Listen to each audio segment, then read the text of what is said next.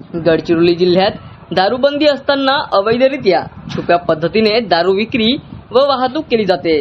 दिनांक 2 सप्टेंबर रोजी बैलपोळा, तान्हापोळा तसेच येत्या काही दिवसांत असलेला गणेशोत्सव व इतर महोत्सवाचे सण शांततेत पार पाडून उत्सवादरम्यान कोणताही अनुचित प्रकार होऊ नये व पोलीस स्टेशन हद्दीत अवैधरित्या चालणाऱ्या धंद्यावर आळा बसविण्याचे अनुषंगाने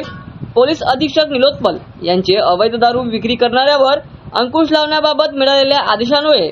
उपविभागीय पोलीस अधिकारी अजय कोकाटे यांच्या मार्गदर्शनाखाली अहेरी पोलीस स्टेशन येथील प्रभारी अधिकारी पोलीस निरीक्षक स्वप्नील इज्जपवार हे पोलीस स्टेशनच्या स्टाफसह हद्दीतील अवैध धंद्यावर आळा घालण्याकरिता पेट्रोलिंग करीत असताना अहेरी तालुक्यातील कोलपल्ली येथील देवाजी नीला श्रीराम वय वर्ष 34,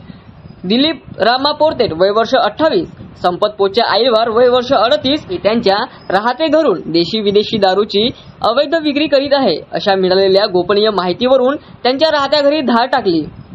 देशी विदेशी दारूसह एकूण 9,35,500 रुपयांचा मुद्देमाल जप्त करण्यात आला। संबंधित घटनेच्या अनुषंगाने पोलीस उपनिरीक्षक सागर माने यांनी आरोपी विरुद्ध अपराध क्रमांक 258/2024 कलम 65E